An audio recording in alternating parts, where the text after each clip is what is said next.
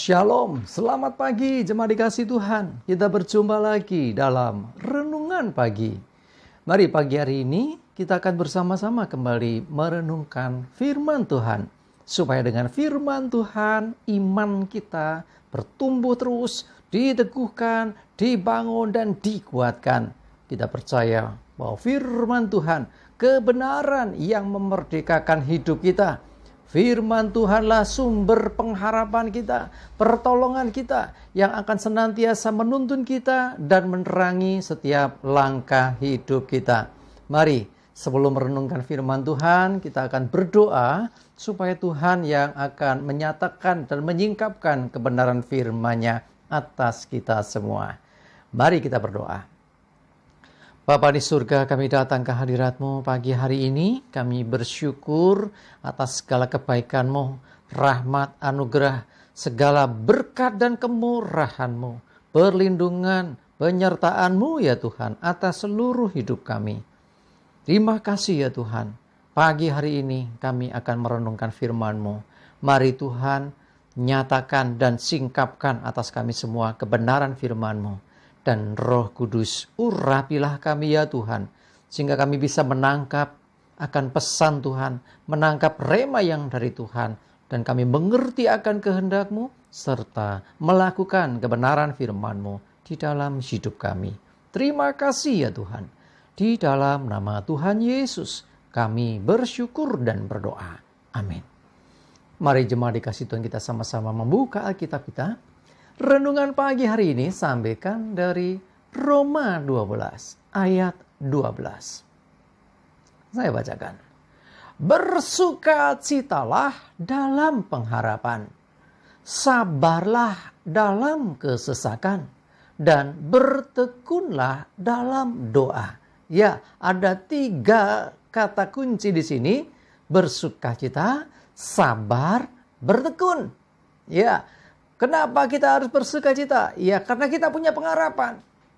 Orang yang tidak punya pengharapan gak mungkin bisa bersukacita. Orang yang tidak ngerti lagi, bahkan orang yang boleh dikatakan kehilangan pengharapan, kecenderungannya adalah orang itu akan ada di dalam keputusasaan, ada dalam kesedihan, ya kesusahan. Kenapa? Gak ada harapan. Tetapi ketika kita memiliki pengharapan, semestinya kita bersukacita. Ya, karena tidak ada yang ditakutkan, dikhawatirkan lagi. Bukankah Tuhan itu yang menjadi sumber pengharapan kita? Kalau kita punya pengharapan di dalam Tuhan, maka hendaklah bersukacita. Sabar dalam kesesakan. Nah, bagi Bapak Ibu Saudara yang dalam pergumulan, sedang dalam kesesakan, sedang berat beban hidupnya, ya, sedang tidak tahu mesti bagaimana, sabar. Ya, jangan sampai kehilangan, ya istilahnya iman. Tetap sabar menghadapi segala sesuatu. Percayalah bahwa apa yang diizinkan Tuhan terjadi atas hidup kita, semua tetap dalam kendali Tuhan, tidak melebihi batas kekuatan kita. Sehingga menghadapi segala keadaan, jangan dengan ya emosi, jangan segala macam ya, tapi tetap dalam kesabaran, dalam penguasaan diri. Ya orang yang sabar, ya itu biasanya orang yang bisa berpikir jernih. Ya orang yang sabar, biasanya dia orang yang akan bijaksana di dalam setiap keputusan, bahkan perkataannya. Ya, kalau udah nggak sabar, susah nih. Nah, orang seringkali justru bertindak gegabah. Ya, hati-hati ya. Kita harus sabar ketika ada dalam kesesakan. Karena kita percaya ada waktunya kita akan ditolong Tuhan. Ya, kita nggak tahu berapa lama lagi. Ya, sabar kan diuji dengan waktu juga. Ya, mungkin tinggal sesaat lagi. Ya, kalau kita udah kehilangan kesabaran, waduh, sayang sekali, rugi. Ya, sudah sekian waktu sabar, tiba-tiba hilang sabarnya. Karena ada yang mengatakan bahwa sabar itu nggak ada batasnya.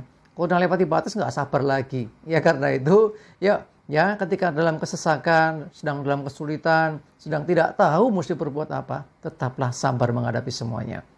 Dan yang berikutnya adalah bertekunlah dalam doa. Ya, bukan hanya pas sedang senang, tetapi juga pada saat kita sedang sedih.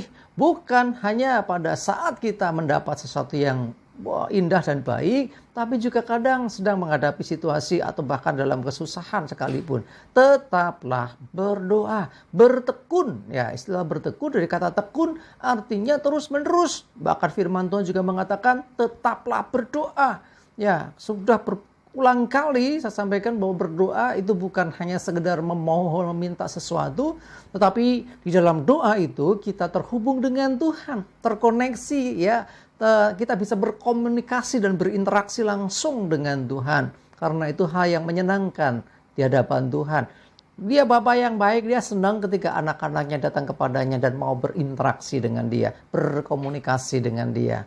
Ya, terlepas itu ada pergumulan, terlepas itu ada pengajuan permohonan, tapi juga dalam doa tentunya kita mengucap syukur. Di dalam doa juga kita ini istilahnya boleh mengungkapkan ya isi hati kita, pujian kita, pengagungan kita kepada Tuhan.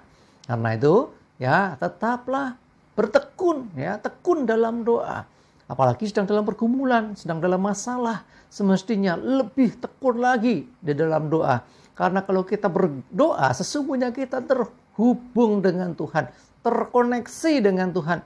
Kalau kita terhubung dengan Tuhan yang sumber kuasa itu, Tuhan yang mempunyai langit dan bumi, yang berkuasa atas segala sesuatu, maka kuasa yang dari Tuhan itu akan mengalir dalam hidup kita. Sehingga masalah kita, kesulitan kita pasti bisa melewatinya.